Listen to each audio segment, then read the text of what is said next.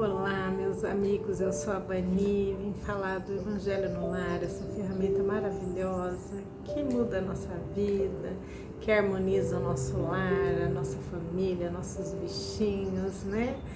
Que traz paz para o nosso coração, traz um olhar diferenciado para os desafios da vida, né? Porque quanto mais a gente estuda, mais a gente entende os desígnios de Deus, mais a gente aceita, né? O que vem, o que nos vem, né? A gente acolhe o que nos vem, né? Com fé, com harmonia, né? Com gratidão, né? Então, é a ferramenta mais completa que tem na nossa vida, o Evangelho no Lar, né?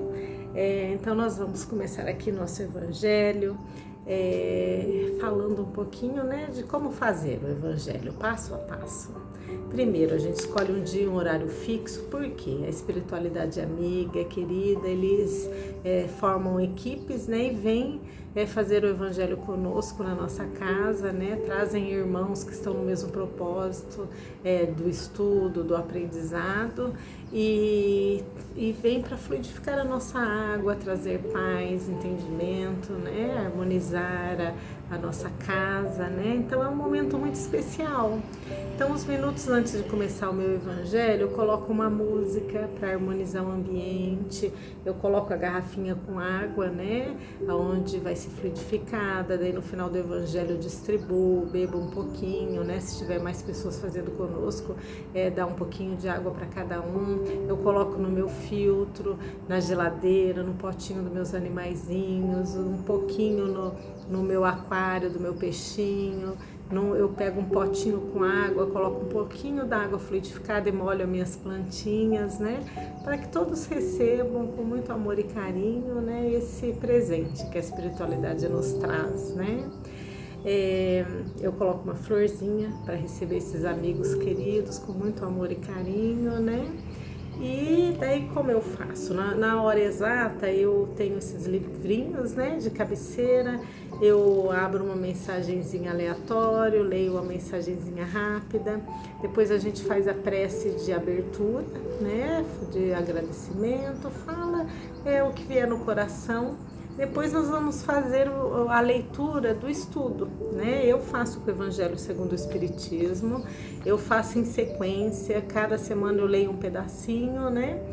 Mas pode ser qualquer livro, qualquer mensagem edificante, daí a gente lê. Quando acaba de ler, a gente fala o que entendeu sobre aquilo, né? O que vier no nosso coração, né?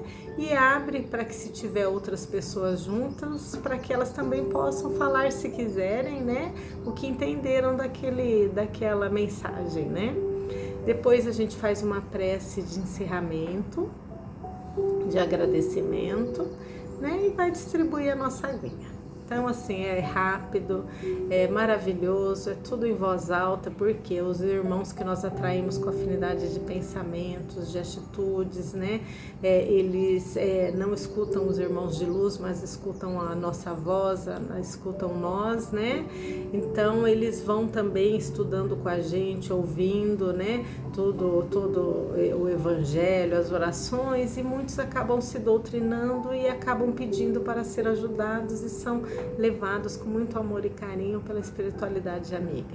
Então, além de beneficiar, né, a nossa família, nós beneficiamos também esses irmãos que já desencarnaram, muitas vezes estão perdidos, né, ainda não têm o conhecimento, e eles acabam também encontrando o amparo que precisam naquele momento. E os que não se afinizam acabam, eles ficam incomodados, no começo tentam atrapalhar o Evangelho, né?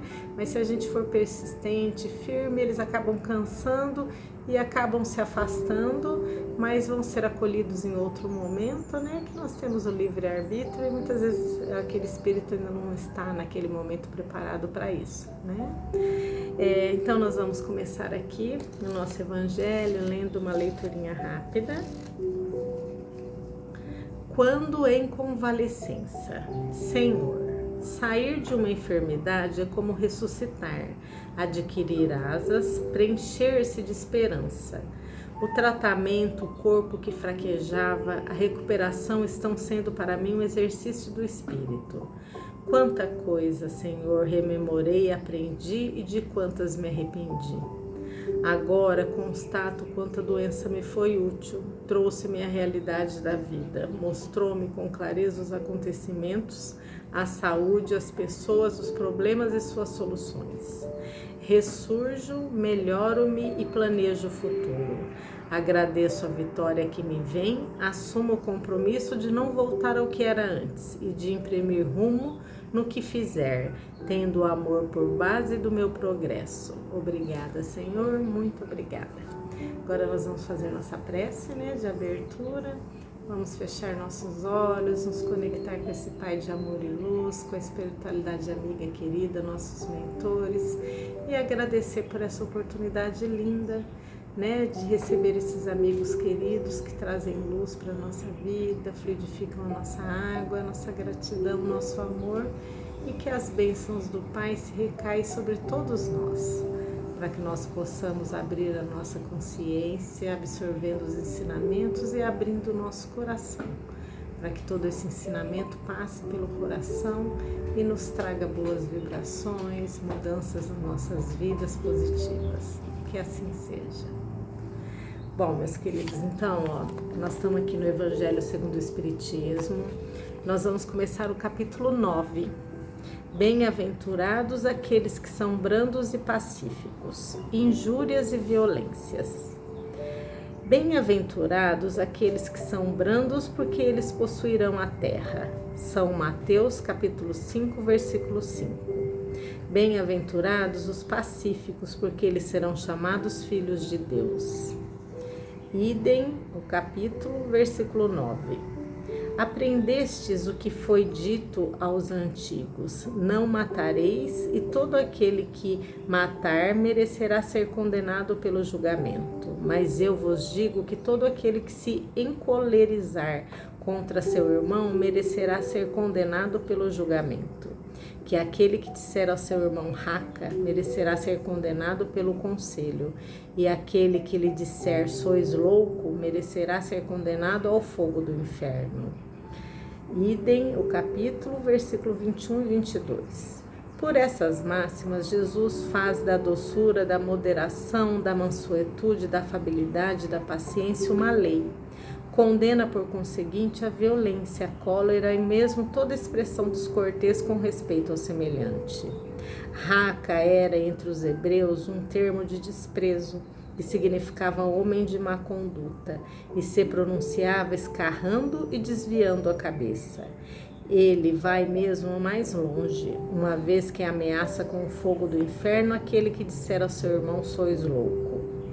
É evidente que, aqui, como em toda circunstância, a intenção agrava ou atenua a falta, mas em que uma simples palavra pode ter bastante gravidade para merecer uma reprovação tão severa, é que toda palavra ofensiva exprime um sentimento contrário à lei de amor e da caridade, que deve regular as relações dos homens e manter entre eles a concórdia e a união, que é um insulto à benevolência recíproca e à fraternidade, que entretém o ódio e a animosidade, enfim que, depois da humildade para com Deus, a caridade para com o próximo é a primeira lei de todo cristão.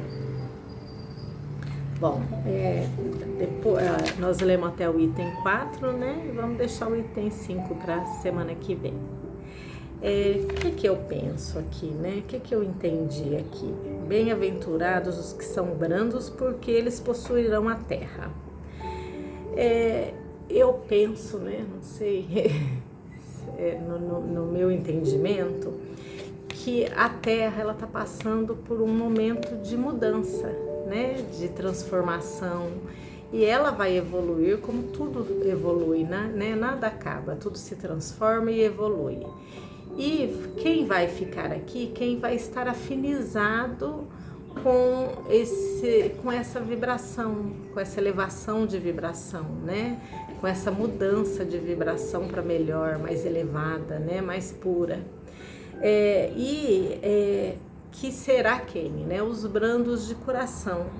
Mas o que seria brando de coração? Não é aquela pessoa que fala manso, que fala devagar, que muitas vezes não retruca o que o outro fala, mas sim que é brando de coração, que lá dentro já tem aquele certo entendimento, já tem uma doçura, já tem a maturidade, né, de não guardar raiva, de não praguejar, de não se fazer de vítima, de não colocar a culpa em tudo que acontece nos outros, né?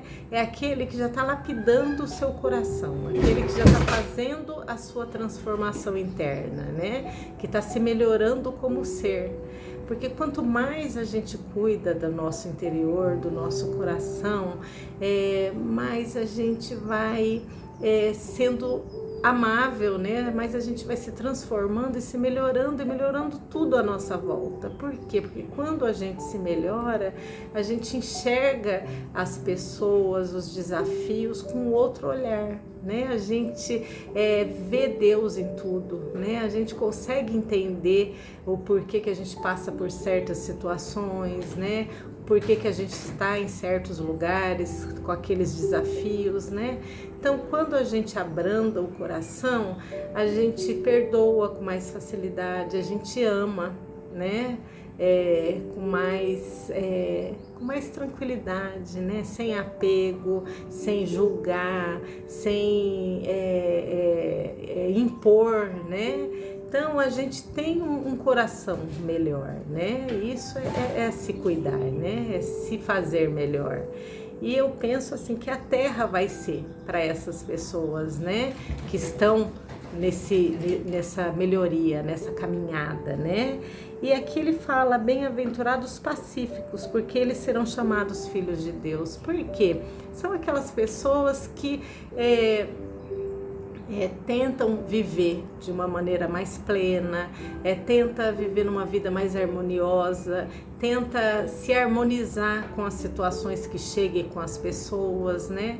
Porque nós estamos num momento muito difícil, onde as pessoas estão brigando demais, né? Se ofendendo, estão sem paciência, né? Nós estamos numa fase muito difícil, né? Por causa da política, por causa do nosso interior, né? Porque a gente põe a culpa na política, mas não é a política, somos nós, né? Só o que está dentro do nosso coração. Porque a gente põe para fora o que tem dentro de nós, né? Só que muitas vezes a pessoa consegue controlar o que fala, mas ela sente. Então, o que nós somos realmente não é o que nós falamos, é o que nós sentimos, né? E aqui fala bem isso, né? Os brandos de coração, por quê? Porque é o que está lá dentro, é o que nós carregamos na nossa bagagem. É que quando nós for desencarnarmos, né? É o que nós vamos levar para o plano espiritual, que é todo o nosso sentimento. Então a gente tem que cuidar muito disso, a gente tem que se curar por dentro, né? Ter o orai e vigiai, né? Para não ofender, para não magoar, né? Olha, aqui mesmo fala, né? Naquela época, como que a pessoa demonstrava o desprezo, era escarrando e desviando os olhos das pessoas, né? Olha a falta de respeito, né? Imagina o que tinha dentro do coração de uma pessoa que agia dessa maneira em relação a outra, né? E nós temos muito que trabalhar isso ainda, e muitas vezes esse desafio está dentro de casa, né? Com os nossos familiares, que é com quem nós temos que nos harmonizar, é com quem nós voltamos para isso, com pessoas que pensam diferente que nós, com pessoas que têm uma outra religião, um modo diferente de pensar, né? Então a gente tem que se melhorar muito ainda, nós todos temos, né? Porque nós até estamos ainda em construção, né? Mas essa verdade nos liberta, né? Que nós só vamos estar mais próximos de Deus, né? Numa terra melhor, nós vamos ser chamados filhos dele quando nós estivermos sintonizados com ele. E só depende de nós, né? É a gente orar e vigiar, nos modificar por dentro, é a gente tá sempre tentando sintonizar com coisas boas, né? Não ficar vendo coisas violentas que fazem mal para o nosso coração, é a gente tentar estar em paz conosco mesmo, né? que quando a gente está em paz conosco, nós vamos distribuir paz.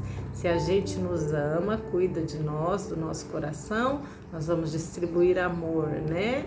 Então, tudo que a gente plantar nos nossos sentimentos dentro de nós é o que nós vamos colocar para fora, né? A realidade, né? A verdade, o sentimento verdadeiro, né? Não só a palavra. E muitas vezes a palavra fere muito também.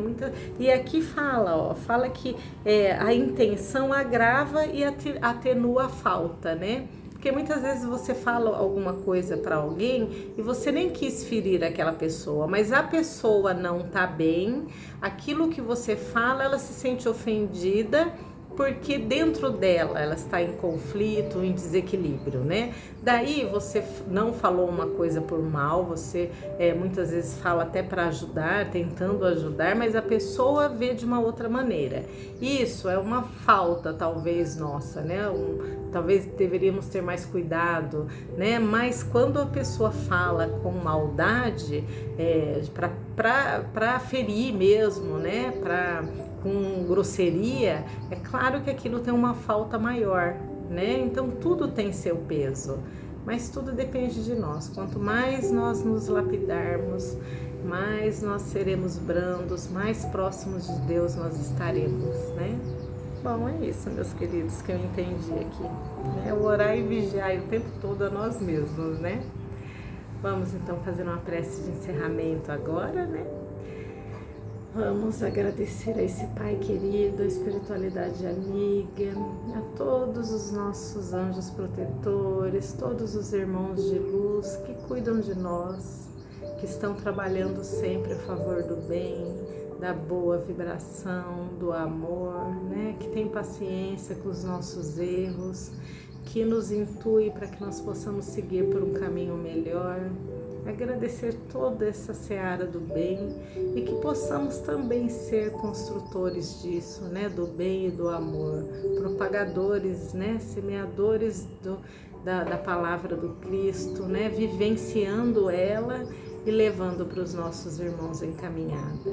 Gratidão, meu Pai, pela oportunidade de estarmos aqui. Que a nossa água seja fluidificada, o alimento da nossa casa, nossos familiares, nossos vizinhos, nosso país, nosso planeta e todo o universo possa receber todo o seu amor, seu carinho e o nosso amor, mesmo que pequeno, mas que nós possamos ser trabalhadores nessa seara do bem. Pai nosso que estais no céu, santificado seja o vosso nome. Venha a nós o vosso reino, seja feita a vossa vontade, assim na terra como nos céus. O pão nosso de cada dia nos dai hoje. Perdoai as nossas ofensas, assim como nós perdoamos a quem nos tem ofendido. Não nos deixeis cair em tentação, mas livra-nos de todo o mal, pois teu é o reino, o poder e a glória para sempre. Que assim seja. Bom, meus queridos, agora eu vou distribuir minha aguinha, né? Uma semana abençoada para todos nós, muita luz, muita paz no nosso coração, que nós possamos estar conectados, né? Com o bem, com o amor, sermos seres melhores a cada dia, melhores que nós mesmos, né? Um abraço, fiquem com Deus.